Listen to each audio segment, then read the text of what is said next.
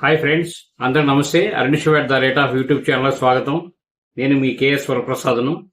నేను మీకు ఈరోజు ఈ వీడియోలో నాన్న అనే ఒక గొప్ప పదం గురించి మీకు తెలియజేస్తాను.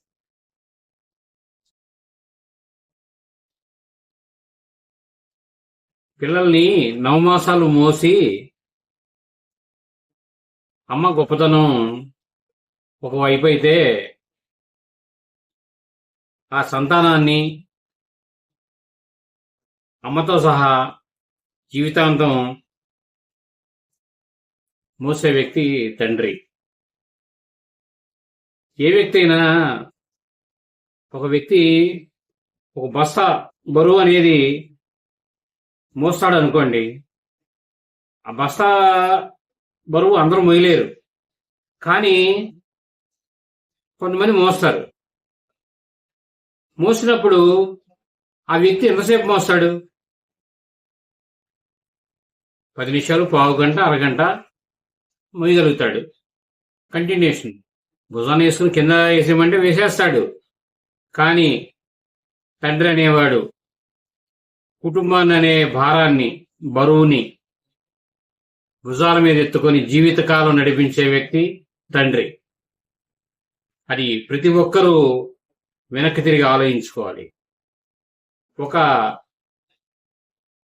మహానటుడు, ఒక ఆయన గొప్ప నటుడు ఏమన్నాడంటే, నాన్న వెనుకబడిపోతున్నాడు, ఎందుకంటే నాన్న అనేవాడు ఒక వెన్నుముక లాంటివాడు, మనకి కనబడ్డు, మన శరీరంలో వెన్నుముక ఎలానో నాన్న మన జీవితానికి వెన్నుముక లాంటివాడు అని అంటాడు ఆయన. అలాగే ఉదయం వ్యాపారం, ఉద్యోగం అని ఉదయం వెళ్ళి సాయంత్రం దాకా రెస్ట్ అనేది లేకుండా, కంటి నిండా నిద్ర లేకుండా జీవితకాలం చేసేది తండ్రి. అలాగే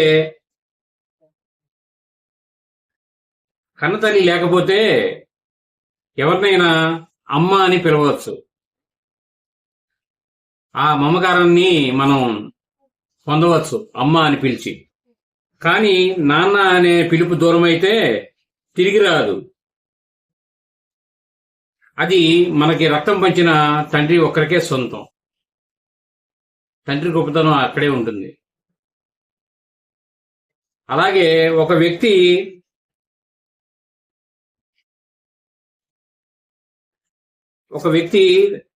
తను ఒక 5 ఏళ్ల వయసులో మా నాన్న చాలా గొప్పవాడు అంటాడు. అలాగే 11 ఏళ్ళు వచ్చేసరికి మా నాన్న మంచోడే గాని కొద్ది కోపం ఎక్కువ అంటాడు. అలాగే 14-15 ఏళ్ళు వచ్చేసరికి మా నాన్న చిన్నప్పుడు బాగానే ఉండేవాడు, ఇప్పుడు ఏంటో ఇలా తయారయ్యాడు అంటాడు. అదే వ్యక్తి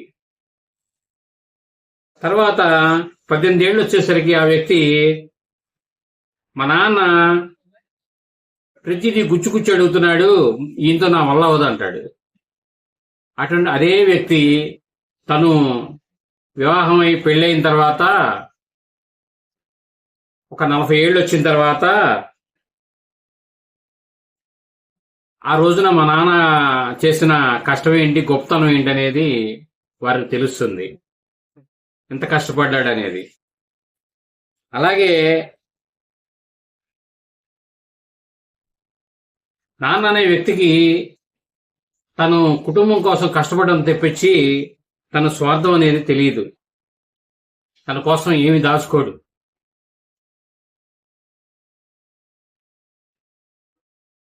ఈ వీడియో మీరు పూర్తిగా చూసినందుకు ధన్యవాదాలు.